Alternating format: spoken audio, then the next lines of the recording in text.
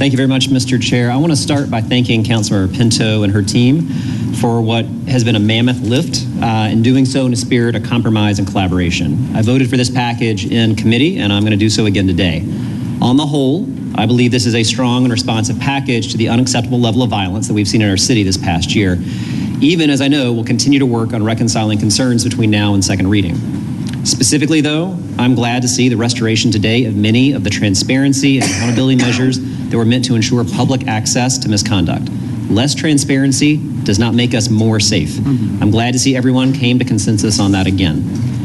I'd like to highlight a few areas within the bill where I believe we can see a direct impact on reducing violent crime once this bill takes effect. We're strengthening and clarifying carjacking laws following the Court of Appeals' earlier decision that led to several carjacking prosecutions not being able to move forward. I think that's a great example of identifying a gap in our laws and then taking action to change it.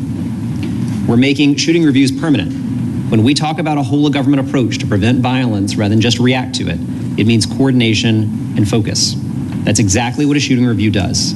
It's a best practice in plenty of cities that have seen decreases in violent crime, and it's meant for both law enforcement and separately for the coordination of those key efforts to reach people that are at risk. As an outgrowth of this, I would love to see MPD create a non-fatal shooting unit that treats those shootings, which are just a matter of inches from being classified in a very different way, with the same seriousness that we do homicides. Adding many of the increased gun use penalties is included here. That's been included in previous criminal code revisions that were blocked by Congress. Again, it's a gap in our existing law. It was identified, and through this legislation, we're taking action. And finally, I want to thank Councilor Pinto for including my bill that expands the private security camera rebate program to now include cameras and other safety tools for our local businesses that had suffered a rash of burglaries last year.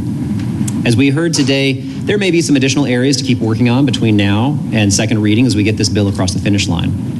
But finally, I think that we can all feel there is a concerted effort to focus on legislation as the only answer to our public safety crisis.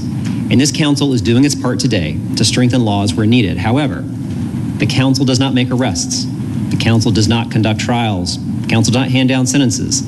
The council does not run or govern the federal parts of our system, from prosecution to incarceration to rehabilitation to supervision when someone comes home. We can make the necessary legislative changes to make sure our laws are on sturdy footing, but there's so much more that needs to happen for us to really drive down the unacceptable numbers of violent crime that we saw last year. The district hasn't had a gun violence prevention director since the sudden and tragic passing of Linda Harley Harper last May. The director of the Office of Neighborhood Safety Engagement has been in an interim position for well past the statutory time.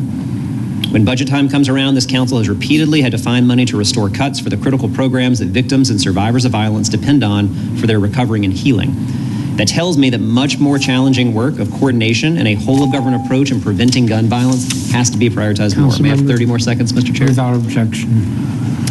I also think the loss of accreditation at the Department of Forensic Sciences has gotten some attention, but I don't think it's clicked for how devastating that was. Although the agency now has accreditation to drug and biological processing as of late December, we still have backlogs of cases to analyze that will take many months to go through. There's a gap from April 2021 through today that DFS couldn't test a substance found by MPD to confirm it was cocaine or some other prohibited substance. That means our evidence is going to private labs. It's just not being taken up and creates a bottleneck. That's likely why we saw drug prosecutions drop so sharply. And additionally, our forensic lab does not have accreditation to test firearms or perform fingerprint analyses. Overall, DC's got some of the toughest laws on the books, with mandatory minimums and maxes that often outpace so-called red states. I don't say that because I don't think we have a good criminal code, because we don't. I say that because it's a simple truth, and our ancient criminal code makes us less safe and makes accountability for harm done harder to come by.